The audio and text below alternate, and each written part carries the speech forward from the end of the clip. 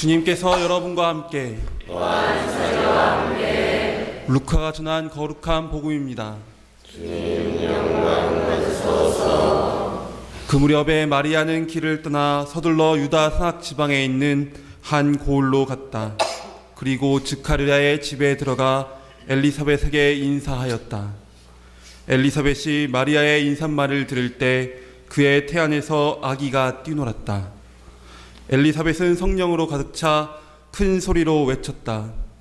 당신은 여인들 가운데에서 가장 복되시며 당신 태중의 아기도 복되십니다. 내 주님의 어머니께서 저에게 오시다니 어찌된 일입니까? 보십시오. 당신의 인사말 소리가 제 귀에 들리자 저의 태안에서 아기가 즐거워 뛰놀았습니다. 행복하십니다. 주님께서 하신 말씀이 이루어지리라고 믿으신 분.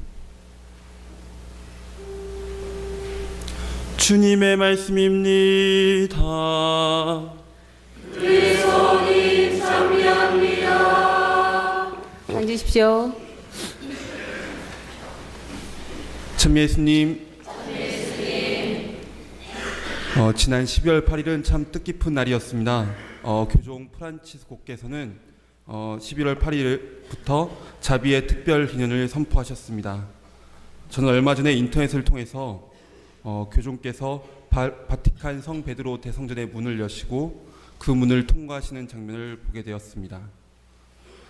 거기서 프란치스코 교종께서는 먼저 문을 여시고 그 문을 통과하시고 그 다음에 전임 교종이신 베네딕토 16세께서 문을 통과하신 다음에 두 교종이 서로 손을 맞잡고 악수하고 인사말을 나누는 모습을 볼 수 있었습니다.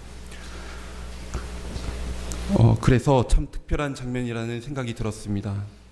앞으로 이런 장면을 제 눈으로 다시 볼 수 있을까라는 생각이 들었기 때문입니다. 그래서 두 교종이 서로 손을 맞잡고 있는 그 장면은 제 머릿속에서 쉽사리 지워지지 않을 기억으로 남을 것 같습니다. 또 한편으로 12월 8일은 저에게도 뜻깊은 날이었습니다. 교구 성소위원회 회의가 열린 날이었는데 이 회의에서 저의 사제소품이 결정되었기 때문입니다. 파리에서 제주로 7월에 돌아와서 5개월 남짓한 시간은 물론 살이 10kg가 넘게 찔 만큼 기쁘고 즐거운 시간이었지만 한편으로는 마음을 졸이면서 기다리는 시간이기도 했습니다. 그래서 자비의 희년 첫날에 저에게도 자비가 내려진 것 같아서 참으로 기뻤습니다. 신부님, 수녀님들을 비롯한 본당의 모든 신자분들의 관심과 기도의 힘이 참 컸다는 생각이 들었습니다. 그래서 강론 시작하면서 감사의 인사를 전하고 싶습니다. 감사합니다.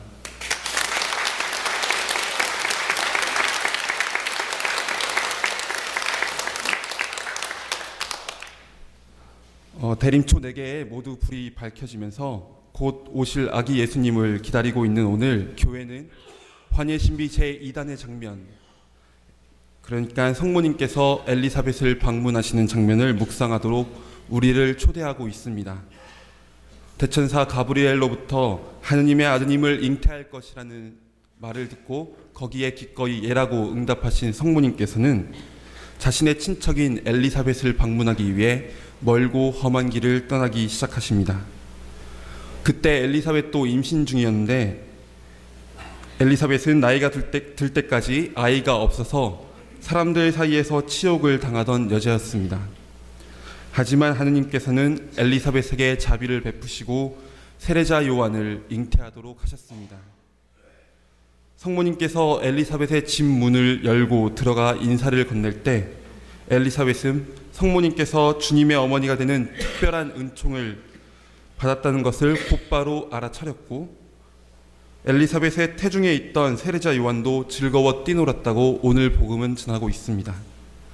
그리고 엘리사벳은 성령으로 가득 차서 큰 소리로 우리가 성모송을 바칠 때마다 되풀이하는 주님께서 함께 계시니 여인 중에 복되시며 태중의 아들 예수님 또한 복되십니다 하고 외쳤습니다. 오늘 복음에 나오는 장면들을 묵상하면서 저는 이런 생각이 들었습니다. 이 생각은 우리가 보내고 있는 자비의 희년과도 연관되어 있는 것 같습니다. 엘리사벳은 아이를 못 낳던 여자였지만 하느님의 은총과 자비에 힘입어 주님 앞에서 큰 인물이 될 세례자 요한을 잉태하게 되었습니다. 그런 엘리사벳은 안녕하세요라는 성모님의 인사말만 듣고도 성모님께서 하느님의 어머니가 되는 큰 은총을 받았다는 것을 알아차렸습니다. 이처럼 하느님의 자비와 은총 그리고 사랑을 받고 있다는 것을 깨달을 때야 비로소 우리는 아버지께서 자비로우신 것처럼 자비로운 사람이 되고 그분의 눈으로 다른 사람을 볼 수 있게 되는 것 같습니다. 사실 하느님께서는 언제나 자비로우시고 모든 사람에게 당신의 은총을 베풀어 주시고자 합니다. 하느님께서는 분노에 더디시고 자애로우시며 사랑 그 자체이신 분이십니다. 하느님의 자비하심과 사랑은 단지 몇몇 사람에게만, 어떤 선택된 사람들에게만 베풀어지는 것이 아닙니다. 그것은 잘난 사람이든 못난 사람이든 가리지 않고 모든 사람을 위한 것입니다. 그런데 그분의 사랑과 자비는 특별히 작은 이들에게서 더 크게 나타납니다. 예수님께서 건강한 이들에게는 의사가 필요하지 않지만 병든 이들에게는 필요하다라고 말씀하신 것처럼 예수님께서는 죄인과 가난한 이들, 버림받은 이들, 아픈 사람들, 고통받는 이들에게 기적을 행하시면서 하느님의 자비가 얼마나 크신지를 보여주셨습니다. 여러분들은 하느님께서 자비와 사랑을 여러분들에게 베풀어 주시고 있다는 사실을 얼마나 잘 깨닫고 있습니까? 우리가 우리를 위한 하느님의 자비와 사랑이 얼마나 큰지를 잘 느끼고 있다면 우리는 이제 곧 오시는 예수님을 더 기쁜 마음으로, 말로만 기쁜 것이 아니라 엘리사벳의 뱃속에 있던 세례자 요한처럼 즐거워 뛰놀 만큼 기쁜 마음으로 맞아들일 수 있게 될 것입니다. 그리고 예수님께서 당신의 전 생애를 통해서 보여주신 것처럼 이웃을 향한 우리의 마음도 더욱 따뜻해질 것입니다.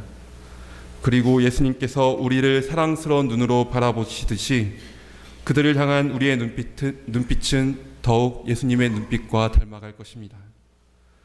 그래서 엘리사벳이 자신의 집으로 들어온 성모님을 보자마자 기쁨으로 가득 차서 큰 소리로 외쳤던 것처럼 우리도 다른 사람들 안에 있는 하느님의 모습을 발견하고 그들을 더욱 따뜻하게 맞아들일 수 있게 될 것입니다.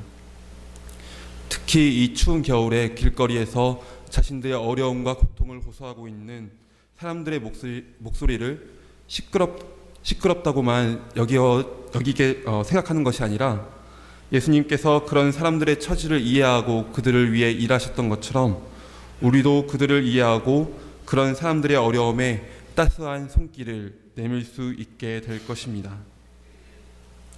우리 모두는 늘 주님과 함께하고 있습니다. 엘리사벳이 성모님을 보고 주님께서 함께 계시니 복되십니다 라고 외쳤던 것처럼 우리도 서로를 바라보면서 주님과 함께 있는 사람으로 여기고 그런 마음으로 성탄을 준비해야 하겠습니다. 잠시 묵상하겠습니다.